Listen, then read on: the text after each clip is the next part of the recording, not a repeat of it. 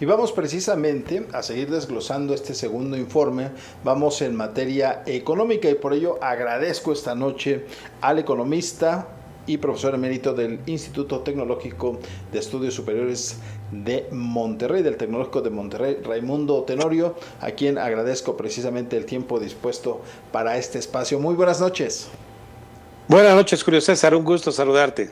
En una primera lectura en el ámbito económico, ¿cuál es el balance que usted tiene de este segundo informe, donde para el presidente pues todo es positivo? Bueno, obviamente no podría él asumir una postura pesimista y menos estando al frente del Poder Ejecutivo.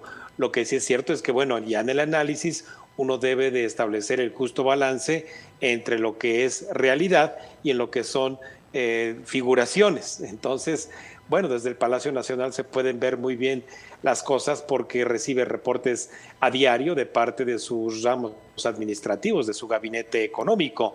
Pero vaya, los resultados están más allá del discurso. Entonces, en términos de resultados, sin duda que en la parte positiva, bueno, pues está esta iniciativa que se ingresará al Congreso de la Unión para reformar el sistema de pensiones en nuestro país. También hizo un balance con respecto al incremento del salario mínimo. Sí, pero hay que recordar que el salario mínimo no lo incrementa el gobierno. El gobierno convoca a que trabajadores, a través de sus sindicatos y de los empresarios, lleguen a un acuerdo para establecer una nueva base de salario. Como también, ¿verdad? Bueno, pues hablar bien de las remesas, pues me parece que no habla nada bien de la gestión de gobierno, porque eso se debe al esfuerzo del trabajo de mexicanos que están fuera del país, que por cierto más bien debería darnos vergüenza en razón de que fueron pues obviamente migrantes del país por no encontrar aquí las oportunidades, tanto en el periodo neoliberal como también en periodos populistas. Así que también en el balance económico hablar de que nuestra caída, ¿verdad?, que fue en la primera línea de una V y que igual vamos a rebotar, pues solamente existe en el eje imaginativo y no por ser un agorero del desastre, sino porque la caída ya nos había tomado en plena recesión. Es decir, el año 2019 tuvimos un crecimiento negativo. Entonces, en razón también de los resultados en materia económica de carácter fiscal, hoy será una nueva crisis enfrentar, la crisis fiscal del gobierno, en donde por esta negativa a asumir deuda o bien renegociar la propia deuda que a final de cuentas pagamos los mexicanos, bueno, pues esté metido ya en un verdadero problema porque los fondos de estabilización de ingresos presupuestarios, el 50% de ellos fue agotado el año pasado, en el 2019, sin crisis. Y ahora, bueno, pues se acabaron a lo que incluso el secretario de Hacienda denominó los guardaditos. Pues sí, se acaban y aquí es donde las entidades federativas deben empezar a preocuparse porque no habrá fondos que compensen la caída en sus ingresos presupuestarios, que desde luego, bueno, pues son ahorros justamente del pasado en los gobiernos neoliberales.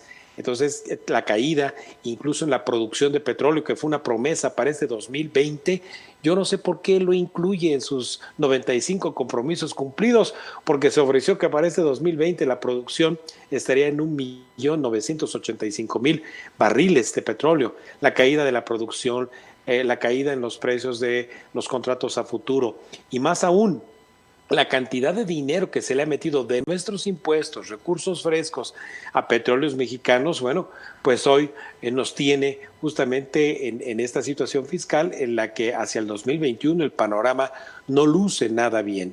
También, desde luego, en materia económica, pues el hacer que el presupuesto se estire para ser austero y con ello hacerle llegar recursos a las obras enigmáticas de este gobierno que lucen bien ahí en el papel, lucen bien ahí en el avance de obra y que veremos en su momento si son redituables o no. Ahora, Raimundo, son cifras que decía, pues son muy positivas del lado del gobierno, pero son datos, muchos de ellos que no se pueden comprobar de manera directa. Lo que sí es un hecho es que se le ha metido mucho recurso a Petróleos Mexicanos, no está dando los resultados. También el presidente le sigue apostando a inversiones multimillonarias, a estos proyectos grandes como es la refinería de Dos Bocas, el Tren Maya, el nuevo aeropuerto, donde advierte el presidente que con ellos se van a recuperar los empleos y va a haber más empleos de los que se habían perdido, de los que se han ido perdiendo con esta pandemia. A ello le preguntaría dos cosas importantes. Una, ¿cómo podemos entender este mensaje del secretario de Hacienda, que hay que ayudar, que hay que ahorrar porque se acabaron los guardaditos? Y la otra también, mencionó ya el tema de los gobernadores. Muchos mandatarios pues piensan salirse de la Conferencia Nacional de Gobernadores, piden un pacto fiscal, la revisión del mismo, pero muchos advierten pues que no hay una seriedad del Ejecutivo Federal y advierten que se van a salir de esta conferencia. ¿Cómo leemos estos dos elementos? Bueno, primero el secretario de Hacienda por primera vez ya no fue desmentido, ni con un cállese, ¿verdad? Porque no estoy de acuerdo con usted, de parte de Andrés Manuel López Obrador. Le dio la razón, en razón de que es una crisis inédita que en 100 años no habíamos visto en la caída de la economía, como también en materia de recursos fiscales, de que tendrá que hacerse un mayor esfuerzo de austeridad. Si ya lo hemos vivido desde el año 2019, en este 2020, pues el 2021 no pinta nada bien en razón de los compromisos fiscales irreductibles que ya tiene el gobierno, como son pagos de intereses de deuda, pensiones, recursos obviamente de carácter social. Entonces, bueno, pues el apretón viene todavía peor para el sector gobierno. Y ahí, pues obviamente quienes nosotros contribuimos con impuestos, esperamos ver regresado en términos de bienestar el pago que corresponde a esos impuestos. Y entonces ahí sí vamos a tener verdaderos problemas en términos de bienestar de lo que esperamos para el resto de este 2020 y el 2021. Y en lo que se refiere a las entidades federativas, déjame decirte que recuérdese que la contribución que todos hacemos todos los días, desde donde estemos, Estado de México, Durango, Zacatecas, que pagamos IVA, ISR, IEPS, todo eso se concentra en la Secretaría de Hacienda y después es regresado en términos de participaciones, aportaciones y transferencias. Y los estados que más actividad generan justamente para que paguemos los residentes en esas entidades IVA, ISR, IEPS, bueno, pues entonces, como contribuyen con mayor actividad económica, hoy el pacto fiscal pues ya no les convence en razón de lo que se les regresa. ¿Por qué razón? Bueno, pues porque es ya inequitativa en razón de que fue allá por 1985 cuando se hizo ese pacto fiscal. Hoy es otra la realidad económica de las regiones, particularmente, repito, de las regiones que más aportan a la hacienda pública. Entonces, esto de salirse de la CONAGO, acuérdense que la CONAGO no es un órgano vinculante, es por invitación, y el que va ahí se sienta y el que no quiere no va. Así que, pues para mí da exactamente lo mismo que el Bronco o que otro gobernador diga, no, ya me salgo de la CONAGO porque no resuelve nada. Pues no es un órgano que resuelva, no está para eso. Es un foro de conversación con organismos autónomos, autoridades federales, la presidencia de la República, pero no resuelve. Así que, pues mal dicho, por eso que la CONAGO resuelve este pacto fiscal. No. Es un foro de discusión y tendrá que venir una Convención Nacional Hacendaria, pero yo les puedo adelantar que no será en el 2021. Son tiempos electorales y seguramente ninguna entidad federativa ni el propio Poder Ejecutivo se querrán echar a cuestas el costo político que implicaría justamente una reforma fiscal, elevar impuestos. Eso se traduce en menos votos en las urnas. Así que si bien nos va, para el 2022-2023 pudiera discutirse esa Convención Nacional Hacendaria.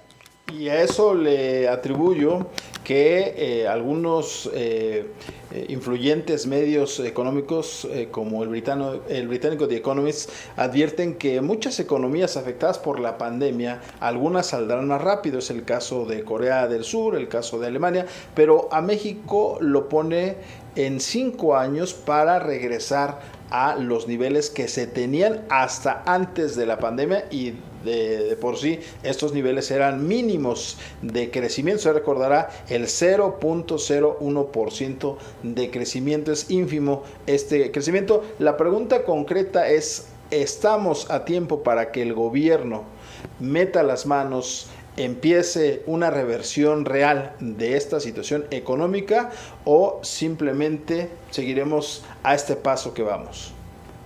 Ya no, mira, sobre todo porque Andrés Manuel López Obrador no entiende el término resiliencia, le choca ese término, ¿verdad? Que es la capacidad de adaptarse justamente a la adversidad.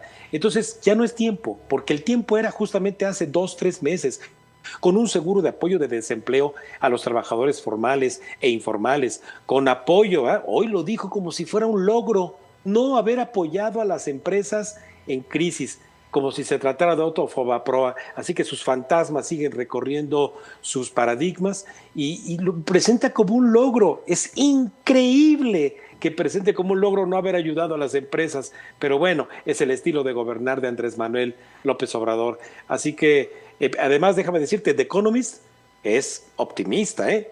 La secretaria general de la Comisión Económica para América Latina, Alicia Bárcena, ha hablado de una década perdida.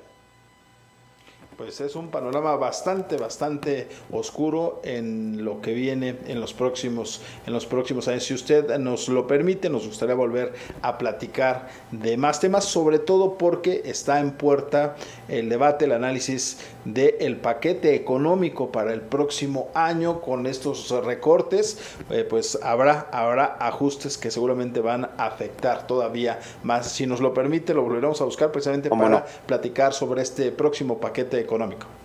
Con todo gusto, y no se tome por favor esto como un agorero del desastre, ni un jinete del apocalipsis, no, simplemente son los hechos, son los datos.